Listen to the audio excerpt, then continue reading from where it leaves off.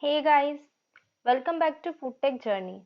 So today we are going to discuss about production of cheese and various steps that are involved in this process. So without further wasting time, let's start.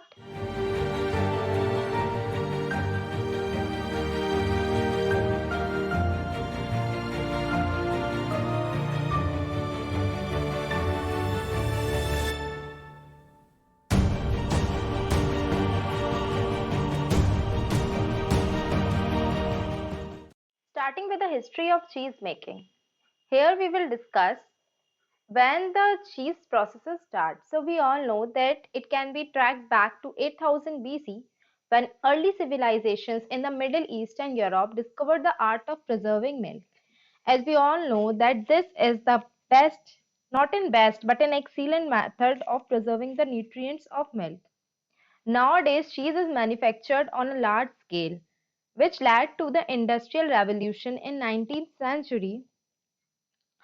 Cheese is very popular in West and it is consumed in mostly all kind of recipes. Discuss about cheese production flow chart. So the first step in this flow chart is milk collection. High quality milk is sourced from dairy farms and transported to the cheese factory, which is then pasteurized at around 71 degrees Celsius. At 71 degrees Celsius, harmful bacteria are eliminated from our milk, and this process takes place for around 15 seconds. It is also called as HTST or flash pasteurization. Then this high temperature milk is passed through heat exchangers. It is immediately passed through heat exchangers to bring its temperature at around 31 degrees Celsius. At this temperature, bacteria called as LAB, lactic acid bacteria, is added to the milk to turn it into mildly acidic mixture. Also, one more thing is added in this step, which is the color, the desired color of the cheese. After this process,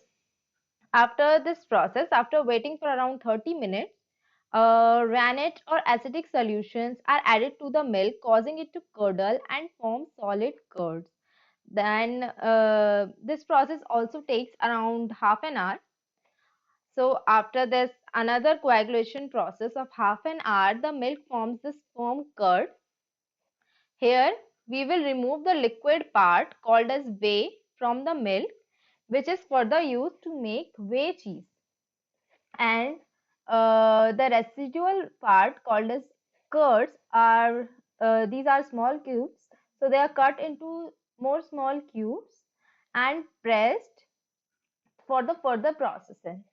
After this stage, another important step takes place, which is called as ripening, and ripening is also called as aging process, which takes place in curing room at around room temperature. I hope now you have a basic understanding of the cheese production flow chart. Now we will discuss about some major and important steps in detail. So, first important thing is temperature and microorganisms that are used in this process. So precise temperature management is crucial because there are three major things. First is the pasteurization, which takes place at 72 degrees Celsius to eliminate bacteria. Next, we have the 31 degrees Celsius temperature at which the LAB bacteria is added.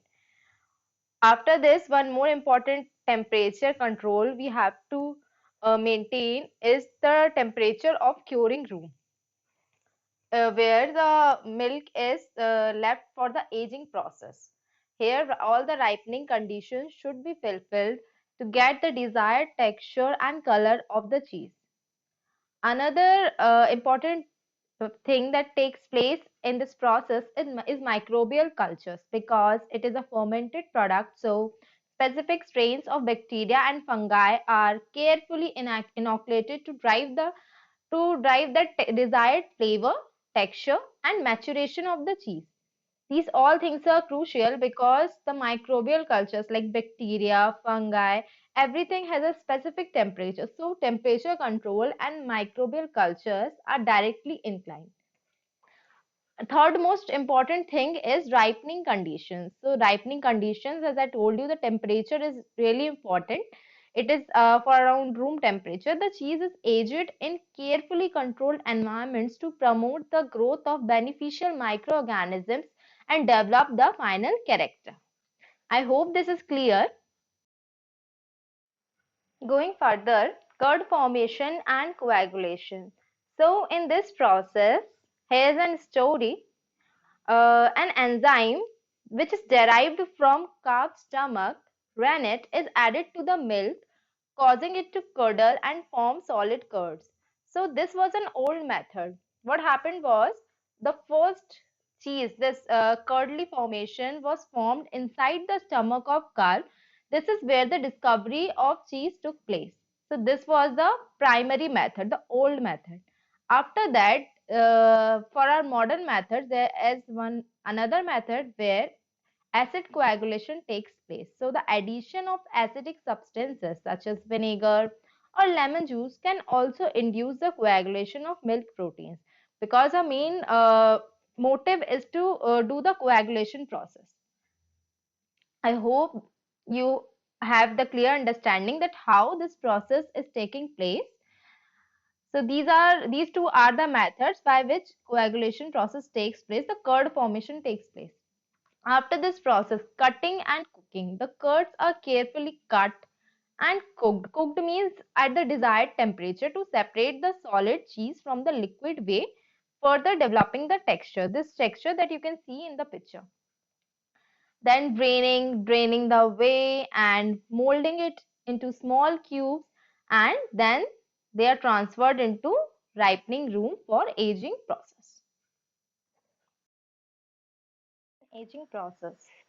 So in this process, there are three things that are really important. First is brining.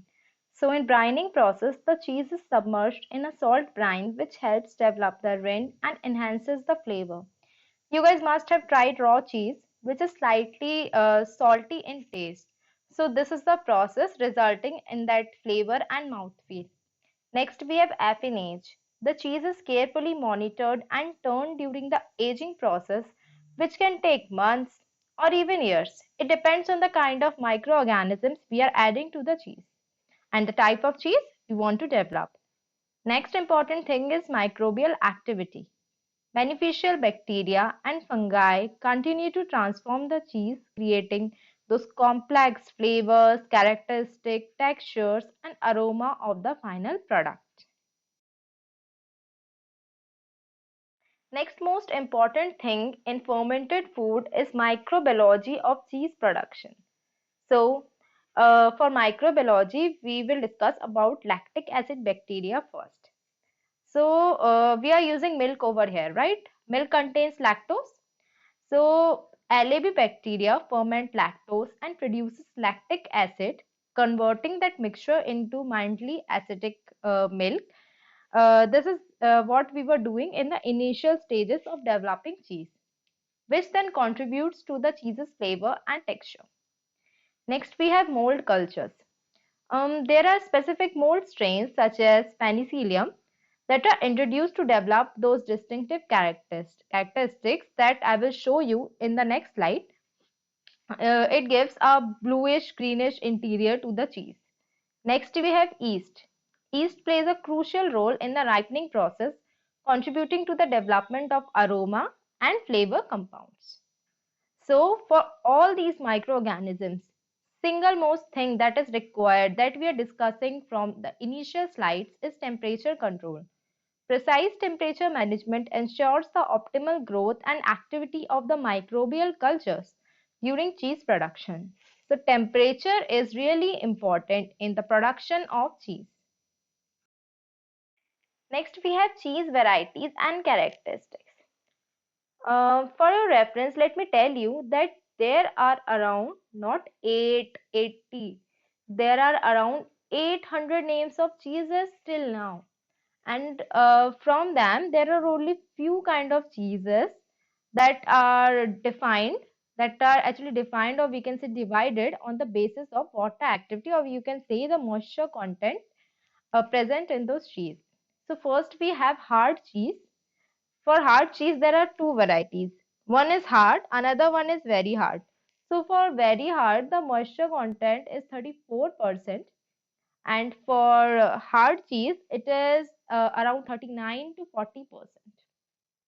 So these cheese are aged for extended periods, resulting in a firm texture and intense flavor. Next, we have soft cheese. So soft cheese is also divided into two parts, which is soft and semi-soft.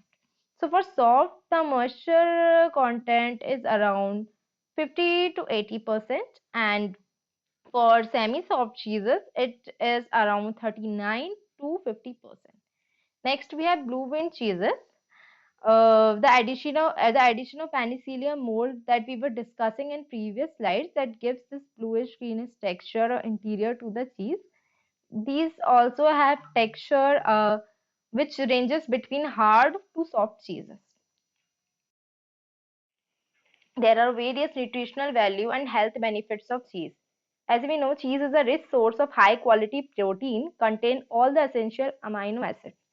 So the percentage is around 25% protein. Cheese is also a good source of fat, so fat percent in cheese is around 35%. As it is a milk product, so calcium. It is also an excellent provider of calcium.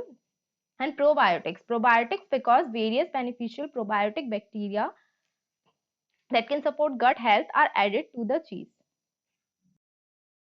So, for conclusion, the cheese industry is evolving with new techniques and flavors to meet consumer demands and is increasingly focusing on sustainable practices like using renewable energy and reducing waste. The growing popularity of specialty cheeses reflects the industry's commitment to offer the wide range of unique flavor and flavorful options to their consumers. Thank you very much for watching the video. If you have any doubts, you can ask in the comment section. Reach me out on my Instagram handle or other social media handles. Thank you very much.